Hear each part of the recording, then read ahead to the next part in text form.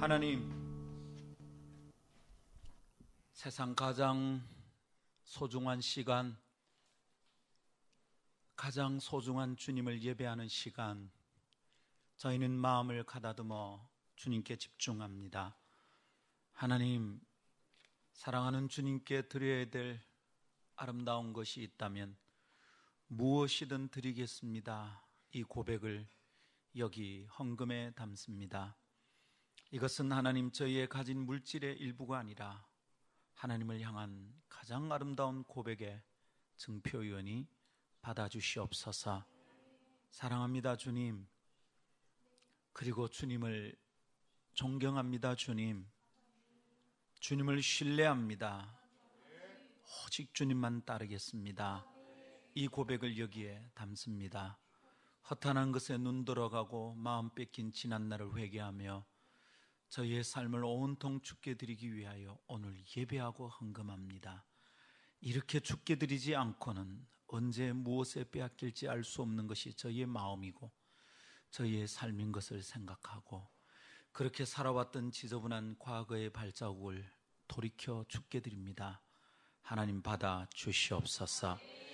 이 시간 저희 시간과 삶과 생명과 자랑과 기쁨, 이 모든 것이 다 주의 것인 줄 알고 드리오니 다 거두시어 하나하나 인쳐서 주님의 소유 삼아 주옵소서. 또한 주께 드릴 때 저희 속에 있는 원망과 억울함과 답답함과 탄식과 미워함과 용서치 않음과 안타까움을 주께 드립니다. 저희의 손을 벗어난 능력의 한계를 넘어 있는 일들에 대한 견딜 수 없는 답답함이 저희 속에 있는데 이것조차 다 주께 드려오니 거두시어 십자가에 못 박으시고 그것으로부터 자유하며 승리하는 자들이 되게 하여 주옵소서. 오늘도 예배 가운데 주시는 말씀을 기대합니다. 하나님이 오셔서 저희와 함께 하시고 깨닫게 하시기를 원하옵나이다. 존귀하신 주 예수님 이름으로 기도하옵나이다. 아멘. 할렐루야. 하나님의 말씀 에스겔서 37장입니다. 에스겔 37장입니다.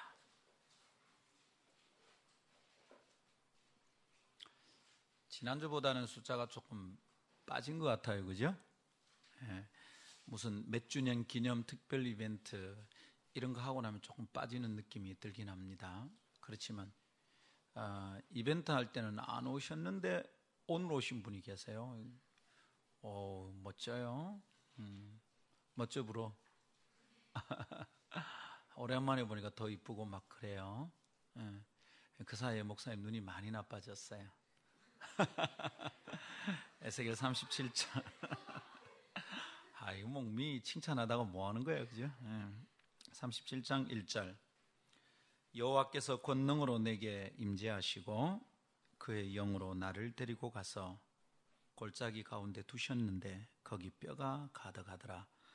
나를 그 뼈 사방으로 지나가게 하시기로 본즉 그 골짜기 지면에 뼈가 심이 많고 아주 말랐더라.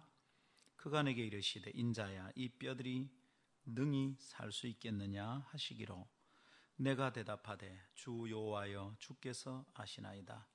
또 내게 이르시되 너는 이 모든 뼈에게 대언하여 이르기를 너희 마른 뼈들아 여호와의 말씀을 들을지어다. 주 여호와께서 이 뼈들에게 이같이 말씀하시기를 내가 생기를 너에게 들어가게 하리니 너희가 살아나리라. 너희 위에 힘줄을 두고 살을 입히고 가죽으로 덮고 너희 속에 생기를 넣으리니 너희가 살아나리라. 또 내가 여호와인 줄 너희가 알리라 하셨다 하라. 이에 내가 명령을 따라 대언하니 대언할 때 소리가 나고 움직이며 이 뼈 저 뼈가 들어맞아 뼈들이 서로 연결되더라. 내가 또 보니 그 뼈에 힘줄이 생기고 살이 오르며 그 위에 가죽이 덮이나 그 속에 생기는 없더라. 또 내게 이르시되 인자야 너는 생기를 향하여 대언하라. 생기에게 대언하여 이르기를 주 여호와께서 이같이 말씀하시기를 생기야 사방에서부터 와서 이 죽음을 당한 자에게 불어서 살아나게 하라 하셨다 하라. 이에 내가 그 명령대로 대언하였더니 생기가 그들에게 들어가며 그들이 곧 살아나서 일어나 서는데 극히 큰 군대더라. 또 내게 이르시되 인자야 이 뼈들은 이스라엘 온 족속이라. 그들이 이르기를 우리의 뼈들이 말랐고 우리의 소망이 없어졌으니 우리는 다 멸절되었다 하느니라. 그러므로 너는 대언하여 그들에게 이르기를 주 여호와께서 이같이 말씀하시기를 내 백성들아 내가 너희 무덤을 열고 너희로 거기에서 나오게 하고 이스라엘 땅으로 들어가게 하리라. 내 백성들아 내가 너희 무덤을 열고 너희로 거기에서 나오게 한즉 너희는 내가 여호와인 줄을 알리라. 내가 또 내 영을 너희 속에 두어 너희가 살아나게 하고 내가 또 너희를 너희 거국 땅에 두리니 나 여호와가 이 일을 말하고 이룬 줄을 너희가 알리라. 여호와의 말씀이니라. 아멘. 이것은 하나님의 말씀입니다. 능치 못함이 없습니다. 비전 많이 얘기합니다. 그죠? 근데 비전은 우리가 언제 받게 될까요? 수련회 할 때, 아니면 입시를 앞둘 때, 비전은 언제 받게 됩니까? 이것에 대해서 루이시 부시 목사님, 여러분이 잘 알고 있는 1040 윈도우 1040창 성교 개념을 제창한 루이시 부시 목사님이 부산에 오셨을 때 제가 새로운 것을 배우게 되었어요. 그때 선교 횃불 집회가 동의대학에서 있었어요. 93년? 95년, 그렇죠. 네. 95년에 있었습니다. 95년에 동의대학에서 선교 횃불 집회가 있는데 저희 팀이 그때 예배팀을 맡았어요. 그때만 해도 저는 좀 더 젊고요. 머리카락도 성성했죠. 지금은 머리카락이 성글고요. 그때는 성성했어요. 그래서 한참 싱싱할 때도 30대 때죠. 직접 찬양 인도를 할 때입니다. 마이크를 들고 춤을 추고 할 때인데 그 나흘 동안의 저녁 집회에 아주 신비한 경험을 했습니다. 그게 뭐냐 하면 루이시 부시 목사님은 한글을 모르고요. 저는 영어를 잘 못합니다. 그래서 우리 사이에 무슨 소통이 일어날 수가 없어요. 미리 만나지도 않았어요. 그런데 나흘 동안의 저녁 집회 예배를 준비하는데 그 메시지 하고 저희가 준비한 예배가 기가 막히게 맞는 거예요. 대체로 저는 집회에 초청되어서 찬양팀을 맡으면 목사님의 메시지를 본문과 제목을 미리 받습니다. 그래서 제가 먼저 묵상하고 거기에 맞게 곡을 선정합니다. 이게 원칙이죠. 교회에서 혹시 찬양팀 하는 분들은 그날 설교하시는 목사님이나 전도사님의 본문의 메시지가 뭔지 미리 알고 맞춰서 찬양을 준비하는 게 맞죠? 그런데 그때는 이분이 집회 당일까지 제가 본문을 달라고 했는데 안 된대요. 어떻게 될지를 모른대요. 그래서 기다리고 우리는 준비했습니다. 그런데 놀랍고 기가 막힐 정도로 목사님의 메시지와 우리가 준비한 찬양이 꼭 맞습니다. 마치 본문을 미리 받아들고 묵상했듯이 이거는 우리의 느낌이 아니라 거기 참석했던 모든 분들이, 특별히 준비위원들이, 조직위원들이 그 얘기를 합니다. 목사님, 간사님, 루이시 부시 목사님, 루이시 부시 목사님하고 혹시 이렇게 얘기를 나눈 게 있냐고. 그분은 한글을 못하고 나는 영어를 못한다고. 만나서 얘기한 적이 없어요. 근데 첫날을 기억합니다. 첫날 메시지 요한계시록이었어요. 비전이 어떻게 오느냐를 설명하는데 이분이 요한계시록 1장을 들면서 이렇게 설명합니다. 요한이 주일날 밤모섬에서 주님께 엎드려 예배하는데 주님께서 그 섬에 오셨다. 발에 끌리는 흰 옷을 입고 거기를 다니셨다. 그리고 그분이 그곳에서 요한에게 환상을 보여주셨다. 아시아에 있는 7교회가 어떻게 될 것인지, 마지막 때에 어떻게 될 것인지 환상을 보여주셨다. 그게 비전이다. 그러면서 이분이 깔끔하고 분명하게 정리를 합니다. 비전은 하나님을 높여 섬기고 엎드려 경배하는 예배의 자리에서 받는 것이 비전이다. 정신이 확 깨었어요. 어려운 말 아니고 알고 있었던 내용이기도 한데 그날 그 메시지를 통해서 딱 정리해 주시는데 제가 너무 클리어합니다. 머리가 시원해집니다. 앞뒤로 머리가 딱 뚫려서 그냥 그 뚫린 곳으로 소리가 양쪽으로 울립니다. 공명이 너무 크게 울립니다. 둥. 그분의 메시지와 내 심령이 그냥 소리굽새처럼 양쪽에 때렸는데 처음에 잉 하다가 그냥 둥 공명이 일어납니다.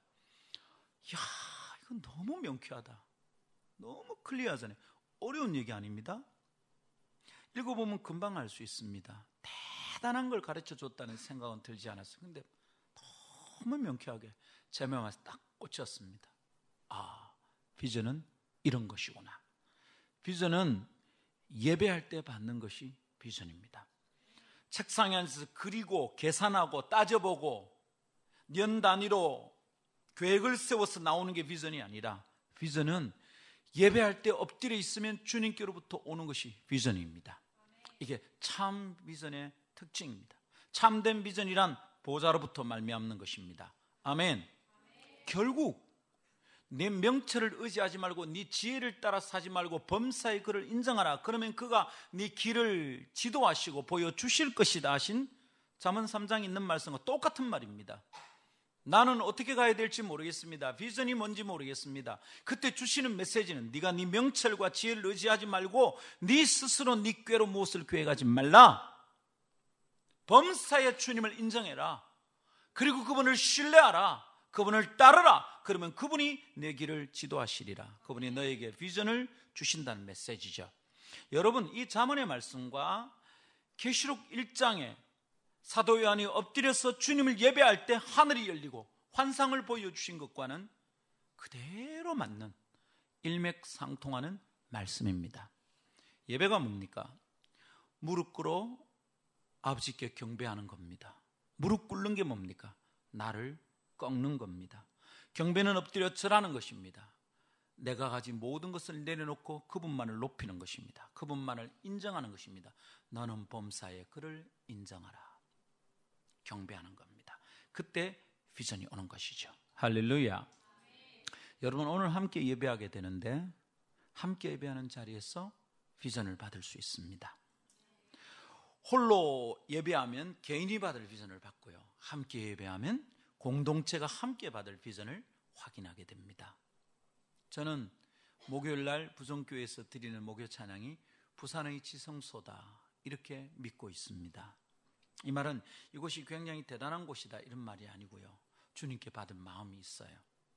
하나님, 이곳을 우리에게 주시면 이곳에 주님만을 섬기는, 타락하지 않는, 장꾀가 섞이지 않는, 잡티가 묻어있지 않는 순전한 예배를 드리는 지성소로 만들고 싶습니다. 그렇게 소원을 품고 주님께 기도하고 있습니다. 우리 모임에 와보면 좋게 말하면 클래식하고요, 나쁘게 말하면 좀 시대에 뒤떨어진 것 같은 느낌이 참 많이 들어요. 그죠? 뭐 화려하게 뭐 이렇게 하지 않아요. 우리 예배 인도하는 우리 권진동 목사님, 진짜 딴 리더들 같으면요, 다른 예배팀에 보면 기타 치는 리더들, 웬만한 예배 리더들이 우리 권 목사님만큼 기타 못 쳐요. 이분은요, 사실은 그냥 치는 기타가 아니고요, 기타리스트예요. 기타만 잡고요, 피아노 치듯이 다지고 화음 다 넣을 수 있어요. 교만하지 말고. 권진동 목사님 기타 치는 거 보면 기가 막혀서 그 다음날 집에 가서 내 집에 있는 기타를 부시고 싶어요. 내가 치는 건 기타가 아니야. 이제 권진동 목사는 play the guitar, 나는 hit the guitar. 기타를 친다는 건 나는 이구고 저분이 기타를 친다는 것은 이거죠. 사실은 기타 실력이 뛰어나요. 그래서 예배 인도할 때 기타를 훨씬 멋지게 할 수 있어요. 다른 예배팀이 이렇게 할 수 있는데 그래 안 해. 덤덤하게. 우리 팀은 폼 잡는 거 되게 싫어하는 팀이에요. 내공은 없는데 폼만 잡으면 우리 팀은 가차없이 바로 잘립니다. 소위 말하는 깝죽대는 친구들은 우리 팀에 못 견딥니다. 잘난 척하고 무대 서기를 좋아하고 깝죽대고 나대고 하는 친구들은 우리 팀에 잘 못 있습니다. 진심이 있고 진짜가 있지 않는 사람은 잘 못 견뎌요. 그래서 언뜻 우리 팀에는 사람들이 잘 못 찾아내는 보배들이 여기 있어요. 나대는 곳에서는 표가 잘 안 나는 사람들이 여기 다 모여 있어. 잘난 척하는 인간들 속에서는 빛이 나지 않는 사람들이 여기 다 있어요. 그래서 우리를 좀 클래시컬하다 이렇게 말하는 것은 굉장히 우회적으로 표현한 거죠. 나쁘게 말하면 참 재미없고 뭐가 좀 시시하고 업데이트 안 된 것 같고 참 올드한 느낌이 든다, 이런 말이죠. 클래식이 고전적이단 말이잖아요, 그죠? 그렇지만 마음의 욕심과 고집이 하나 있습니다. 나대지 않고 폼 잡지 않고 꾸미지 않고 하나님이 진짜 살아계시면 우리도 진짜 예배하고 싶다, 이 소망이 있습니다. 우리 팀에서 제일 나대는 사람이 김상건 목사입니다. 제일 폼 잡는 사람이 저예요. 이게 폼 잡는 게 최고치니까 우리 팀은 알만하죠. 나보다 더 튀면 우리 팀에서 견디기 힘들어요. 왜냐하면 나보다 더 튀면 내가 안 드러나니까. 이건 농담이고요.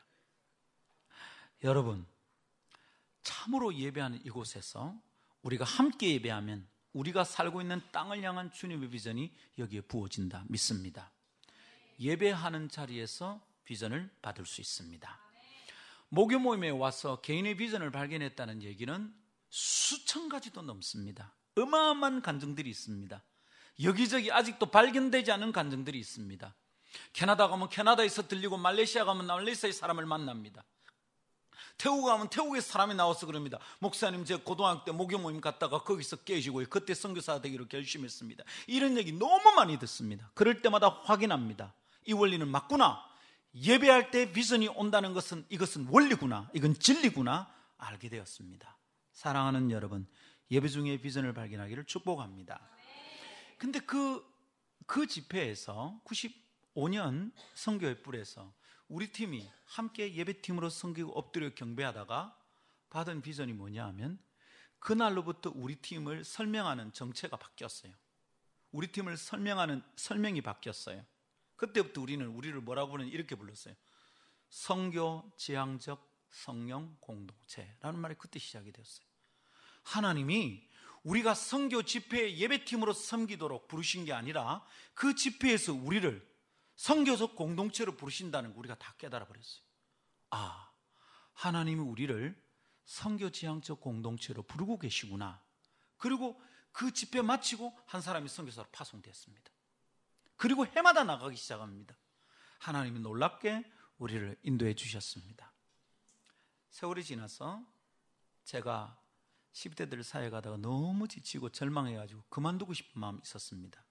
그만두고 싶은 마음은 한두 번 생긴 게 아니고 so many time, 아주 많이 있었습니다. 왜냐하면 10대들이라는 본질적으로 마음에 안 드는 사고뭉치들이기 때문입니다. 10대들은 정말 짜증납니다. 이제 10대들을 벗어난 20대들도 성질납니다. 20대를 좀 벗어난 30대도 아직도 올라갔습니다. 어떨 때는 확 죽여버리고 싶습니다. 10대들은 좀 귀여워서 봐주지. 그래도 이거 뭐 20대 30대 돼서도 10대처럼 놀면 이건 귀엽지도 않고 어떻게 합니까? 그냥 다 그냥 아유,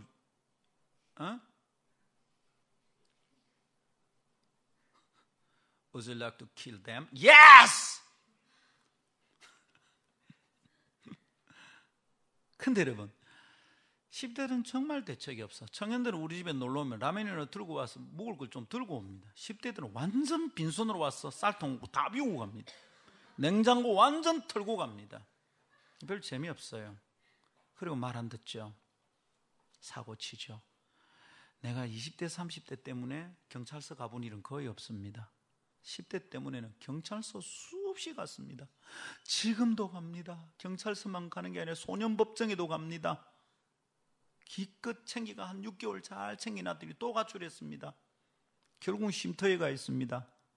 안 하고 싶습니다, 이거. 근데 이 일을 시작한 지가 벌써 30년이 넘었습니다. 이제 이력이 났어. 그러려니 합니다. 이제 막 사역 초년병들이 막 애가 가출하고 목사님 애 이래가지고 막 죽을 듯이 하고 눈물 뚝뚝 흘리는 거 보면 내가 가만히 쳐다보고 있으면 아이고, 이제 시작인데. 그런데 그러던 어느 날 정말 포기하고 싶었습니다. 내가 3년 동안 키웠던 애입니다. 집 나가서 도망치는 놈을 잡아다가 앉혀가지고 매일 학교 앞에가 데리고 다른 데 튈까 싶었어. 이놈은 주먹이 얼마나 센지 중3 때 세상에 고등학생들까지 다 평정하고 다녔던 친구입니다. 거짓말을 요만큼도 안 보태고 칠성파에서 이 친구를 행동대원으로 데려가려겠습니다. 고등학교 졸업을 못 했어요. 결국 이놈이 칠성파 갈까 싶어서 제가 얼마나 부들부들 떨면서 쫓아다니는지 모릅니다. 정말 애써서 제가 키웠습니다. 여순단 DTS도 갔다 왔습니다. 네, 나중에 근데 키워놓고 어느 날 이럽니다. 목사님, 이제부터 길거리에 담배 피우고 가는 놈들이 있으면 목사님 손대지 마시고요. 학교에서 선생님도 패는데 길거리에서 아저씨는 수월찮게 팹니다. 명찰만 딱 보고 오라는 게야. 딱 보고. 딱 보고 오래요. 뭐 낙동고등학교 3학년 신준 요거만 딱 보고 그래. 그러면 가서 그냥 지가 처리하겠다는 거예요. 나 너무 웃겨. 네가 내 꼬붕이냐? 예, 그렇습니다, 형님. 그런 지경이었죠. 참 많이 좋아졌어요. 근데 어느 날 또 경찰서에서 전화 왔는 거예요. 예, 김상건 목사입니다. 거기 김상건 씨 계십니까? 목사 집에 전화해가 김상건 씨 이렇게 말하는 사람이 뻔할 뻔짜입니다. 예수 안 믿습니다. 여기 연산경찰서입니다. 연제경찰서, 연산경찰서. 예, 하여튼 뭐 연제경찰서입니다.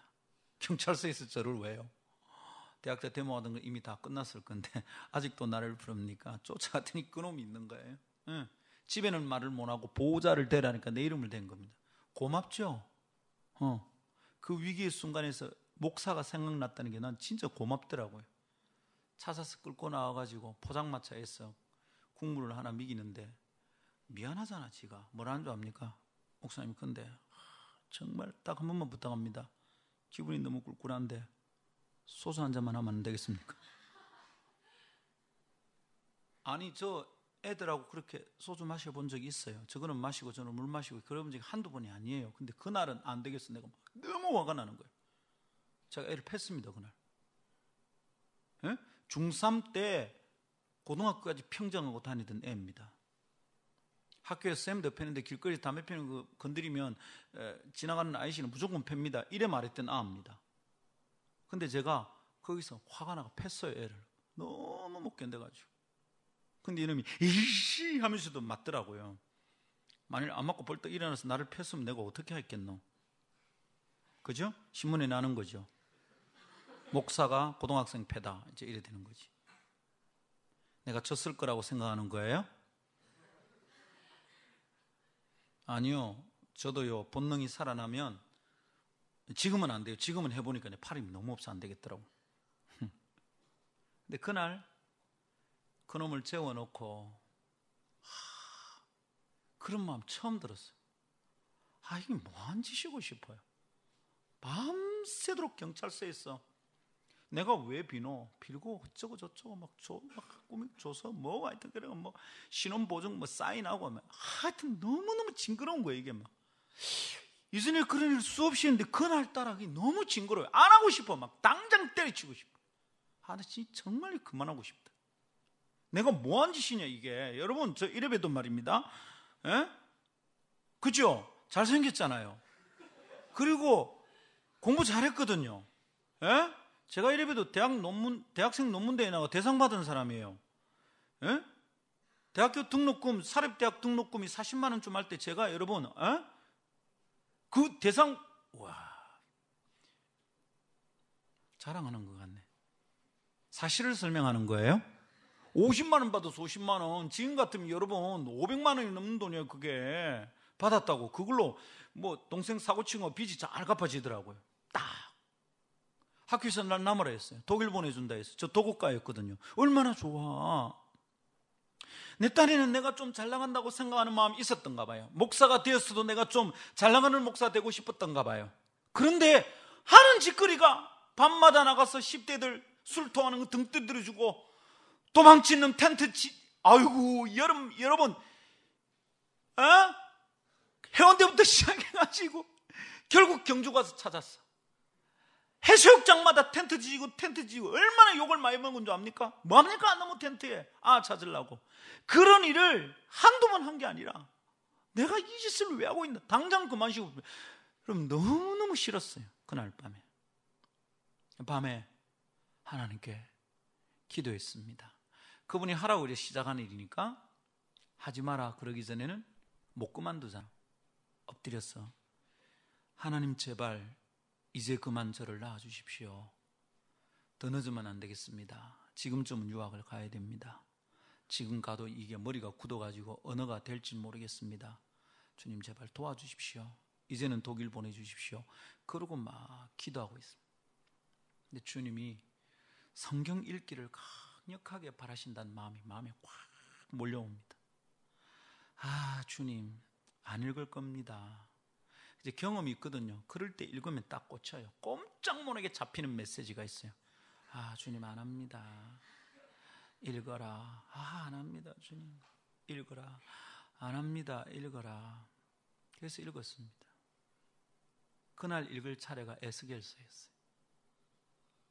한 장, 두 장 읽습니다. 이게 에스겔서가요, 읽기 별 편한 책이 아닙니다. 읽어봤습니까? 재미없습니다. 미치겠네 진짜. 오늘따라 왜 이거야. 37장 오늘 읽은 말씀에 딱 걸렸습니다. 하나님의 에스겔을 데리고 한 골짜기에 데려갑니다. 나라를 잃어버려 서러운 선지자입니다. 백성들은 다 절망해 있을 때입니다. 딱 데려가서 세우고 에스겔 말합니다. 뭐 보이나? 뼈다귀가 가득한 골짜기입니다. 거기서 뭘 봅니까? 여러분, 뼈다귀가 가득한 골짜기에서는 뭘 볼 수 있습니까? 뼈를 볼 수 있습니다. 해골들이 수두룩합니다. 뼈입니다. 살겠니? 묻습니다. 뼈인데 뼈가 살겠니가 뭐야, 그죠? 뼈가 이쁘니? 그것도 아니구나. 뼈가 칼슘이니? 뭐 이렇게 물어야지. 살겠니? 에스겔이 대답하기를 주께서 아십니다. 이랬어요. 에? 그렇죠? 그랬죠? 3절 그가 내게 이르시되 인자의 이 뼈들이 능히 살 수 있겠느냐 하시기로 내가 대답하되 주 여호와여 주께서 아시나이다. 왜 이래 말했을까요? 살겠냐 묻는데 주님이 아십니다. 왜 이렇게 말했을까요? 네? 여러 가지로 해석할 수 있겠죠. 그냥 그날 제가 느낀 대로는 하도 기가 막혔어. 뼈가 살다니. 그런데 이게 사는 겁니까? 뼈다귀인데 뼈가 어떻게 삽니까? 장난치십니까? 이래 말하고 싶은데 함부로 주님께 그래 말을 못하니까 주께서 아십니다. 요 말 뒤에 뭐가 있습니까? 돌았습니까? 그래 말하고 싶은 거죠. 사람 대 사람이면 그래 말하고 싶은 거예요. 주께서 아십니다. 내보고 그 말은 묻습니까? 나는 모르겠습니다. 이거죠. 근데 그 뼈가 살아나는 환상을 보여줍니다. 비전입니다. 와, 그 밤에 이걸 딱 읽다가 눈알이 튀어나올랍니다. 밤새도록 애하고 씨름했습니다. 완전히 찢습니다. 하루 종일 기분 완전 잡쳤습니다. 특별한 사인 없으면 그만둬야 되겠다 싶었습니다. 그러고 밤늦게 다시 기도하는데 하나님이 읽어라. 그래서 읽은 게 에스겔서라.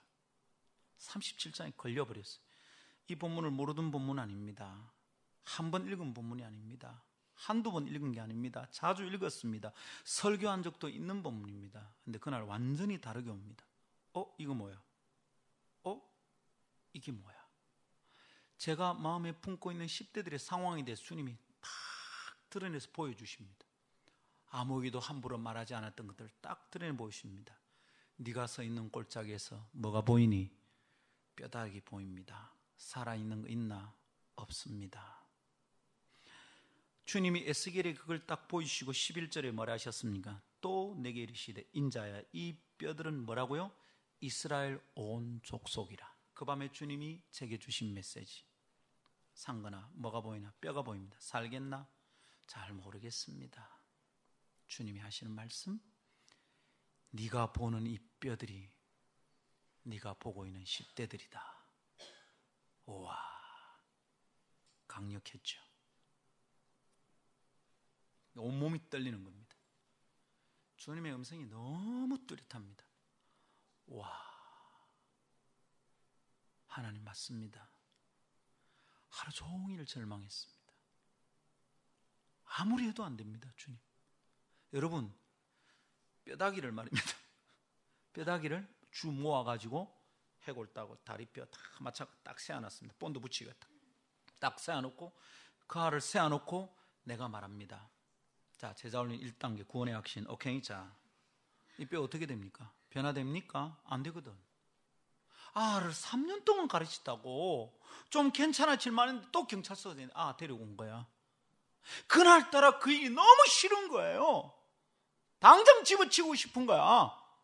아우, 이거는 해도 안 되는 일을 왜 계속 하냐고. 여러분, 해도 안 되는 일을, 이게 뭡니까? 그게 절망이지. 뼈다귀에게 제자 훈련하는 게 무슨 변화가 있겠어요? 그건 해도 안 되는 일이라, 해도 소용이 없는 일이라. 딱 그 짝인 거죠. 어쩌면 내가 만나고 제자 훈련하고 말씀 가르치고 집회하고 기도 인도하고 애들만 뼈다귀가 아니라 어쩌면 나도 뼈다귀인 거지. 나도 해도 안 되는 인간이라. 그 밤에 하나님께서 너무 강력하게 말씀하셔서 제가 가슴이 뻐근해서 이게 막 터질 것 같이 아프더라고요. 주님, 저 어떻게 하면 됩니까? 시키는 대로 해라. 그래서 2가지였어요. 뼈들을 향하여 하나님의 말씀을 대언하라. 뼈들아, 붙어라, 살아라. 두다두다 붙어가지고 딱 뼈다귀가 다 맞춰진 거예요. 해부학 교실이 된 거죠. 그 다음 2번째, 생기들로 하여금 말해라. 생기야, 그 코에 들어가라. 다 살아 군대가 돼버렸어. 와, 신기했습니다. 주님, 이거 뭔데요? 2가지 사역이다. 하나는 하나님의 말씀 사역이다. 2번째는 생기, 바람, 루아흐.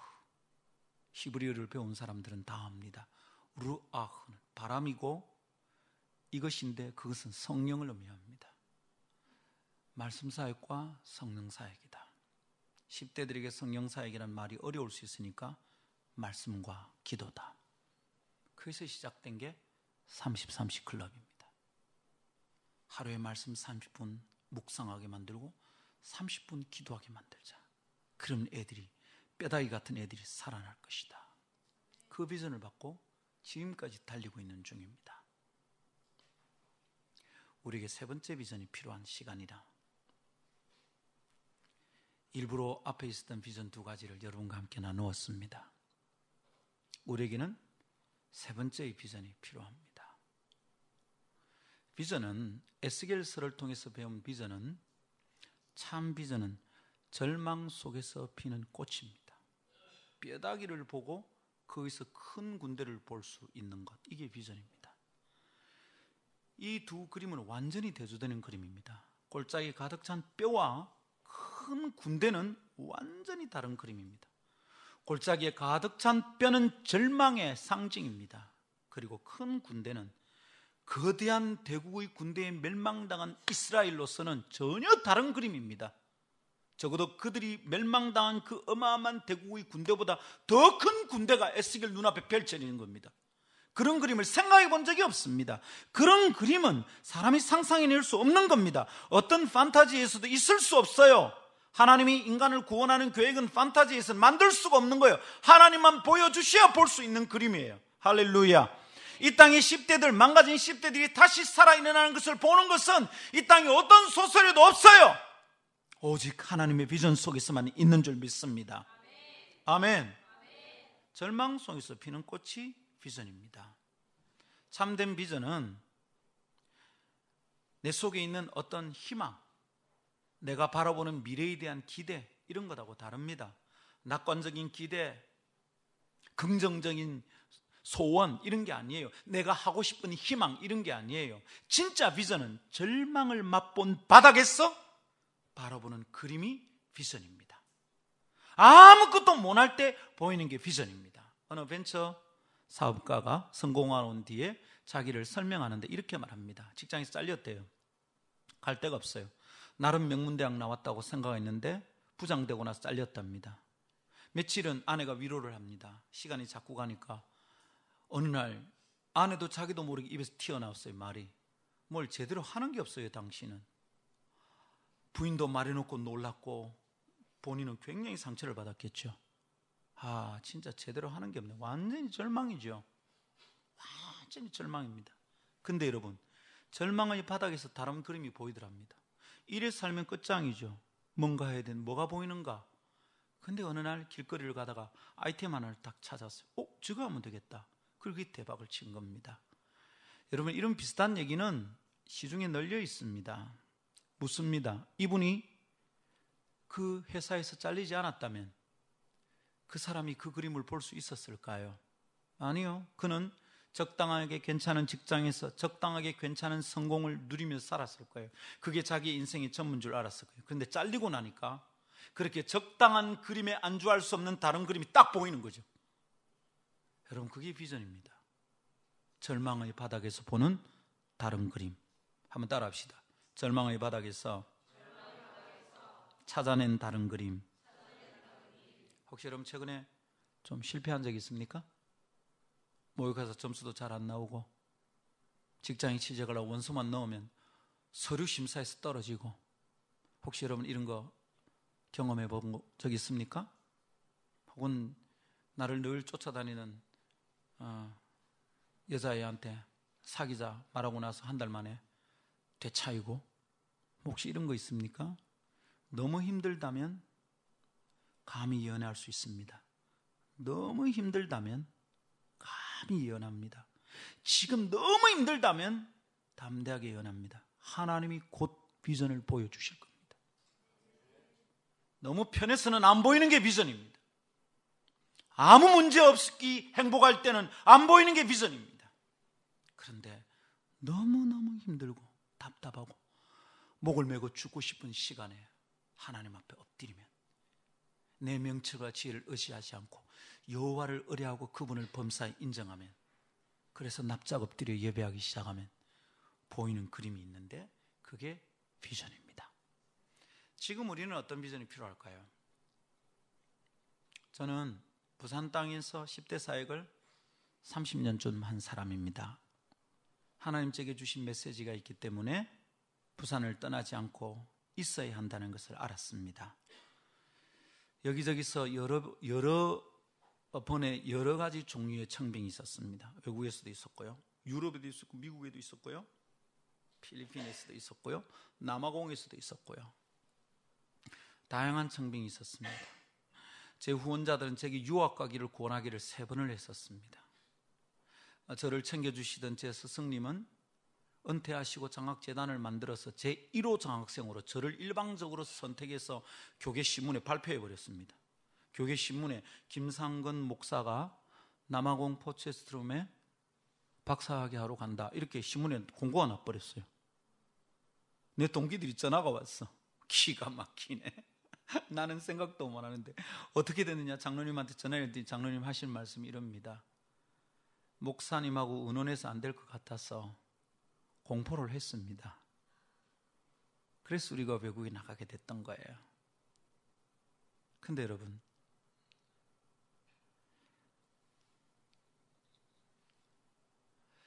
그런 기회들, 제가 잘했다고 자꾸 말하는 것 같아요. 너무 죄송해요. 하여튼 그런 기회들을 하나님이 이곳에 남으라고 말씀하신 줄 알고 다 내려놓고 지금까지 있습니다.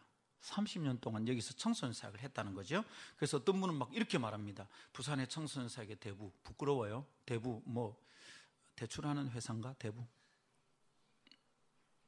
최근 정확하게 3년 전 마지막 센서스 결과를 어디서 봤습니다. 그런데 그 센서스 결과에 기절 초풍할 결과를 제가 봤습니다. 부산 청소년 복음화율 4%, 100명 중에 4명이 겨우 예수 믿는다는 거죠. 그러면 30명쯤 되는 고등학교 교실에서 도대체 몇 명 예수 믿는다는 겁니까? 1명, 2명이 안 되는 겁니다. 1명. 기가 막히는 일입니다. 제가 분일고등학교 교목할 때만 해도 우리 학교에 한 반에 5명 내지 6명 예수 믿습니다. 거기 여러분 금정구가요 불도가 좀 센 동네입니다. 그래도 입학하는 1학년들 당장 조사해 보면 1명 내지 2명이 예수 믿습니다. 2학년 3학년이 되면 열심히 해도 5명 6명 만들기가 힘들었어요. 그래도 몇 배입니까? 5배죠. 5배. 1명 2명 되는 아들 5명 6명 만드니까 괜히 그런 것 때문에 저를 막 위로하면서 살았죠. 근데 지금 그때부터 시간이 좀 지났는데 이제 4%래. 30명쯤 되는 고등학생에게 1명쯤 예수 믿는다는 겁니다. 여러분 몇 날 동안 정신을 못 차렸어요. 이게 뭔가 몸은 아프죠. 하나님 왜 나를 이래 쓰레기같이 바닥에 두시는가 진짜 힘들었습니다. 한 달 반 만에 몸이 25kg가 빠졌어요. 25kg가 88kg 나가던 사람이 63kg가 됐어요. 설사를 줄줄줄줄 합니다. 죽을 것 같이 힘들었어요. 곁에서 본 사람들이 여기 있잖아요. 제가 제 원래의 모습이 아니에요. 사람이 완전히 거지 같아요. 너덜너덜해 걸레 같아요. 내가 나를 봐도 그렇고 주변에서 봐도 그렇고 제 아내가 심지어 이렇게 말했습니다. 당신 목사 아니냐고 왜 이러냐고. 정말 힘들었습니다. 절망의 꼴짝이었죠. 거기다 그 4%를 보는 순간 그래 나는 헛살았어. 내가 30년 살았는데 그 결과가 4%야. 의미가 아무것도 없잖아요. 제 동력자들 부산에 있는 청소년 사역자들 모였을 때 이 얘기를 나눴습니다. 우리 뭐 했는데? 우리 부산엔 나름 다 청소년 사역자라고 폼 잡고 살았잖아. 우리가 청소년 사역자라고 이름 붙이고 사니까 우리 뭐 했는데? 제가 거기서 막 눈물이 나더라고요. 우리 가짜다. 우리 사역 안 한 거다. 가짜다. 절망이죠? 해골 뼈다귀를 보는 것 같습니다. 그때 다시 에스겔 30장이 또 생각이 났어요. 주님이 절망 속에서 뭘 볼 수 있습니까? 하나님 제 몸을 낫게 해주시고 다시 저보고 하라고 그러시면 제가 뭘 해야 되는지 가르쳐 주셔야 됩니다. 하나님 저는 안 합니다. 그때 그렇게 기도하고 있었거든요. 주님 아니면 안 할 겁니다. 교회를 하지 말하면 안 할 거고요. 이 카리스 사역, 예사임 사역 하지 말하면 이것도 안 할 겁니다. 그리고 심지어 제가 뭐라 했냐면 목사가 아니라면 목사도 그만둘 수 있습니다. 이렇게 기도했다고요. 제가 그만둡니다. 완전 바닥이죠. 그때 주님이 제 마음에 아들아 다시 할 수 있다. 그런데 네가 붙들어야 될 게 있다. 그냥 다시 하면 안 된다. 지팡이처럼 짚고 일어날 거 붙잡고 버틸 수 있는 무엇이 있어야 된다. 그게 뭡니까 주님? 이것이다. 그때 제 마음이 제가 마음으로 받아서 품고 있는 이겁니다. 목요 모임에서 이렇게 공개적으로 여러분들과 함께 나누게 될 줄 잘 몰랐습니다. 그냥 우리 팀에서 계속 실험하고 가려고 했는데 올 한 달 동안 예배하면서 잘 다듬어지지 않아도 이 마음을 나누어야 된다.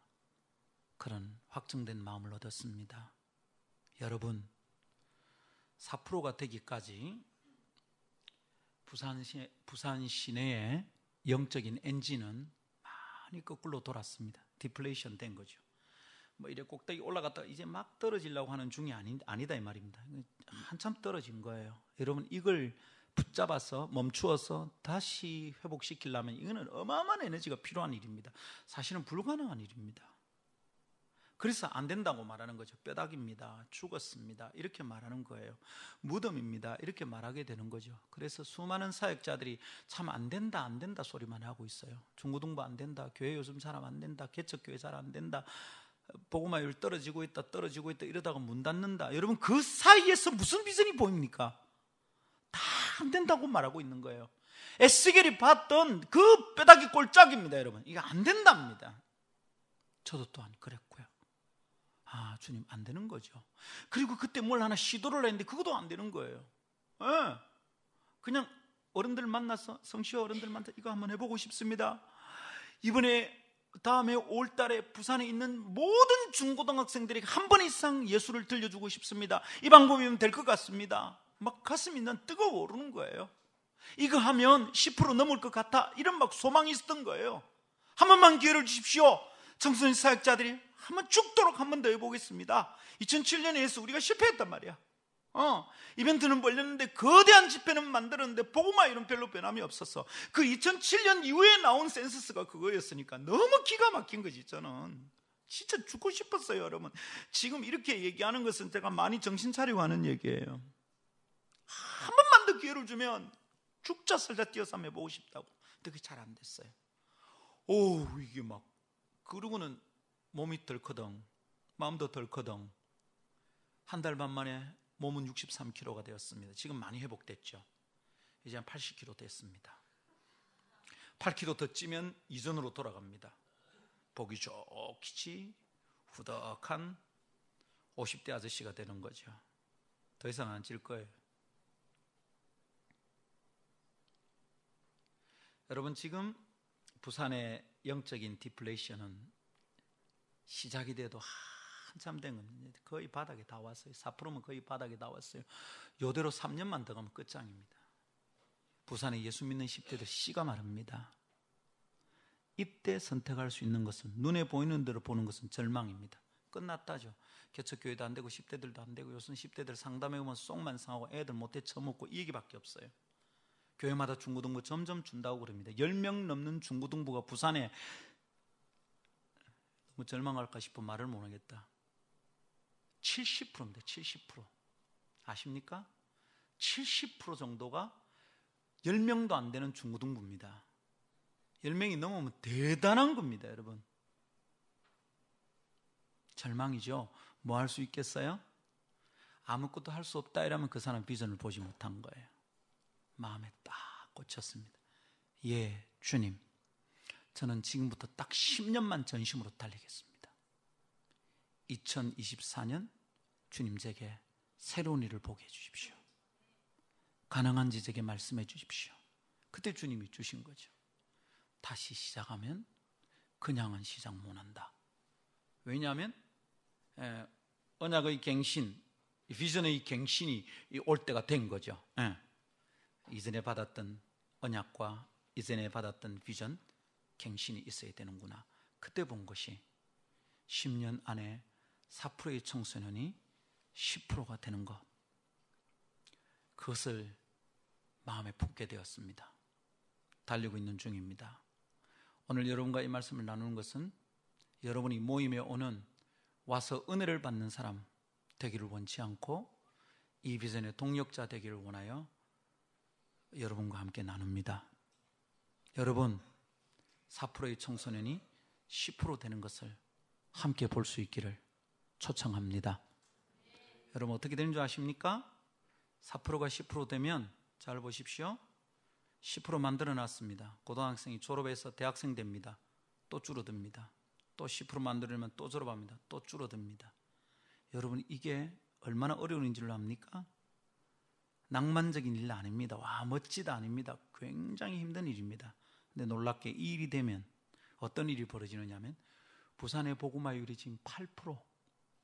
근데 이것이 15% 됩니다. 부산의 청소년이 4%에서 10% 된다는 말은 부산의 복음화율이 15%를 넘어선다는 말입니다. 이것을 위해서 저는 저 자신을 드리고 싶습니다. 그리고 우리 카리스는 그것을 위해서 10년 동안 살겠습니다. 오늘 여기 오신 여러분 모두 그 일을 위해서 함께 달려갈 수 있기를 기대하고 축복합니다. 저희들은 내년에 모금 하겠습니다. 그런 학교 모임 안에 완전히 리모델링 할 생각입니다. 학교 모임은 복음을 전하는 모임 되기를 기대합니다. 그래서 오늘부터 시작된 전도훈련에 우리 간사님들이 목요일인데도 불구하고 다 달라붙었습니다. 열심히 훈련받고 내년에 우리 부산의 청소년 복음화를 위해서 온 마음을 들여서 헌신하기 위하여 달려갑니다. 사랑하는 목요 모임 식구 여러분, 소중한 그리스도의 형제 자매들이여, 그리스도를 위하여, 우리가 살고 있는 부산 땅을 위하여, 부산 땅의 복음화를 위하여 여러분의 삶을 한번 써보지 않겠습니까? 이대로 살면 우린 뼈다귀 속에 살다 될 겁니다. 어른들이 하는 탄식을 그대로 배우게 될 겁니다. 안 된다, 요새 개척교회 안 된다, 중고등부 안 된다, 여러분 그걸 그대로 하게 될 겁니다. 절망의 전염은 무지무지하게 셉니다. 그러나 오늘 여러분을 에스겔이 가보았던 그 골짜기로 저도 인도하고 싶습니다. 뭐가 보이냐? 뼈다귀가 보인다. 살겠냐? 주님이 하실 겁니다. 살아납니다. 이 일에 자신을 드리고 싶은 분들과 오늘 마무리하고 싶습니다. 30초 생각할 기회를 드립니다. 저도 그거 하고 싶습니다. 오늘 밤에 주님이 목사님 설교를 통해서 저를 건드리시는 것 같습니다. 혹은 최근에 절망적인 상황이 있었던 분들은 오늘 이 말에 무조건 반응해야 됩니다. 여러분 그 상태로 가면 죽습니다. 비전이 있으면 삽니다. 오늘 이미 주님이 말씀하셨습니다. 30초 생각하고 준비되신 분들부터 자리에서 일어나서 지금부터 10년 동안 부산의 복음화율 15%, 부산의 청소년 복음화율 10%를 위해서 살아보겠습니다. 근데 여러분 10년 동안 이게 가능해진다면 쏟아지던 디플레이션의 상황이 엔진이 거꾸로 도는데 처음에는 굉장히 힘듭니다.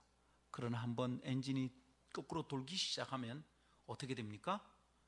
이게 가속도가 붙겠죠? 하나님께서 놀라운 일을 하시리라 믿습니다. 10년 뒤면 저는 현장의 현역에서는 은퇴할 나이가 될 것 같습니다.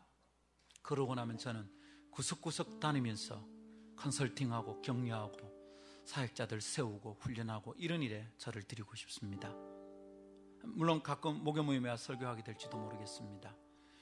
그때 저는 이것이 10%에서 12%, 15%, 20% 부산 땅이 복음화되는 것을 봐가면서 늙어가고 죽어가야 되겠다. 그럴 수 있다면 정말 행복하겠다 이런 마음이 있습니다. 적당히 즐기지 않고 적당히 은혜 받고 괜찮다 이렇게 말하지 않고 자기를 주께 정말 드리고 싶은 사람들, 그게 절망을 이기는 방법입니다. 그게 자신을 치유하는 방법입니다. 그게 지금 자기가 처한 상황을 박차고 일어나서 승리하고 성공할 수 있는 방법입니다. 비전을 보지 않고 자꾸 자기만 보니까 점점 가라앉는 겁니다. 점점 시궁창입니다. 그러나 시궁창이지만 높이 주님을 바라보고 비전을 발견하면 다시 일어날 수 있습니다. 아멘. 준비된 사람 자리에서 일어나십시오.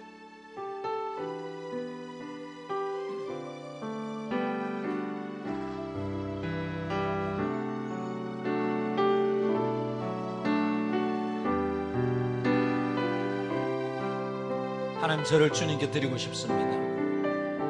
이를 위해 기꺼이 주님을 따르겠습니다. 그런 분들 자리에서 일어나십시오. 혹시 나는 너무 작다, 나는 너무 부족하다 신경 쓰지 마십시오.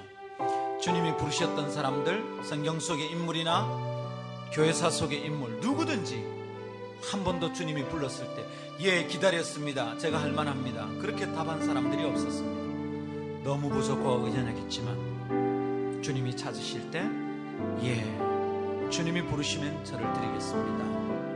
그렇게 주님께 헌신했던 사람들입니다. 감사합니다. 이제 우리 한번 하나님께 한번 기도합시다. 오늘 제가 주님의 마음을 성공적으로 잘 전달했는지 확신이 서질 않습니다. 제가 주님께 이 마음을 받았을 때는 가슴이 뛰고 벅차오르고 생명을 다해서 달려갈 수 있겠다 확신했었지만 오늘 제 임무가 다 완수됐는지 잘 모르겠습니다. 그러나 여러분, 귀에 들리고 마음에 들린 분들이 있다면 함께 주님께 우리를 드려서 나아가기를 원합니다. 자, 우리 한번 합심하여 기도합시다.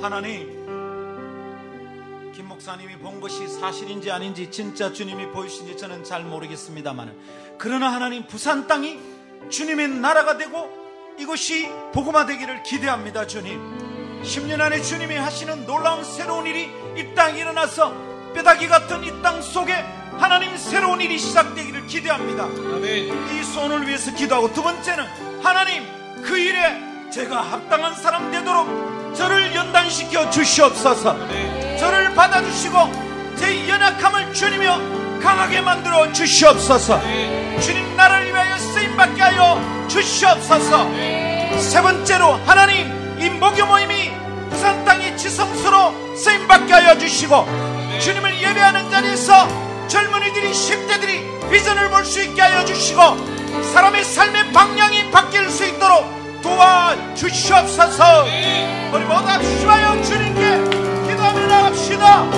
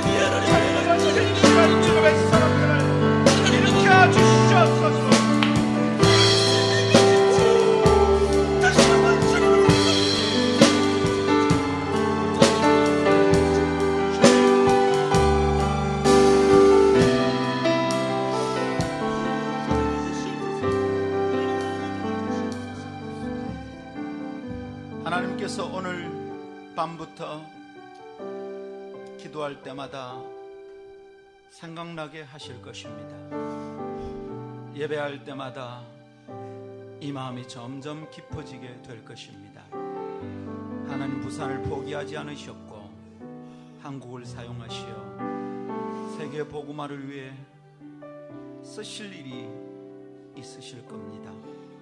이것을 위해 자신을 구별하여 이 땅 가운데 더러운 흐름에 자기를 내맡기지 않고 스스로를 지켜 정결한 주님의 도구가 되기로 결심하는 자들을 하나님이 도우시고 그들을 마침내 다듬어 내실 것입니다. 이 그림을 생각할 때마다 절망을 이길 수 있습니다. 이 그림을 가슴에 품을 때마다 기적 같은 새힘을 경험합니다. 아버지, 지치지 않고 이겨낼 수 있을 것입니다. 아버지, 탄식 속에서 감사와 찬양을 찾아낼 수 있을 것입니다. 걸음더미 속에서도 사과 향기를 찾아내실 수 있는 주님께서 오늘 이 절망의 바다에서 저희로 하여금 소망의 항구를 보게 하실 줄 믿습니다. 하나님, 자신을 일으킨 믿음의 사람들을 보아 주시옵소서. 오늘 밤 우리가 우리 마음의 생각을 가다듬어 기꺼이 주님께 우리를 드리기를 결정하면 하나님 우리를 통하여 새로운 그림을 보게 하실 줄 믿습니다. 아멘.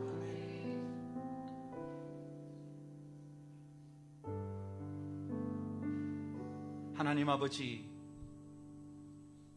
좁아 터지고 비좁은 어리석은 이 종의 가슴에도 절망 속에서 바라본 소망의 비전 보게 하셨다면 오늘 여기에 온 귀중하고 아름다운 하나님의 사람들의 마음에 하나님이 이 비전을 보여주시고 함께 나누게 하실 줄 믿습니다.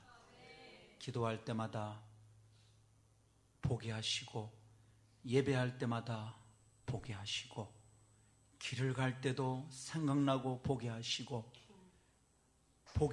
생각나게 하시고 깨닫게 하시고 그래야 마침내 주님이 보이신 거룩한 소망을 향하여 자신의 삶을 정돈하고 다시 순서를 바꾸어 정렬하고 기꺼이 드려 하나님의 꿈이 이루어지는 것을 보게 하옵소서. 10년 뒤 부산 땅의 청소년들이 변화되고 부산 땅에 복음화가 일어나는 것을 보게 하옵소서. 그것을 보며 즐거이 이 땅을 떠날 수 있는 행복을 주시옵소서. 감사합니다. 존귀하신 주 예수님 이름으로 기도하옵나이다.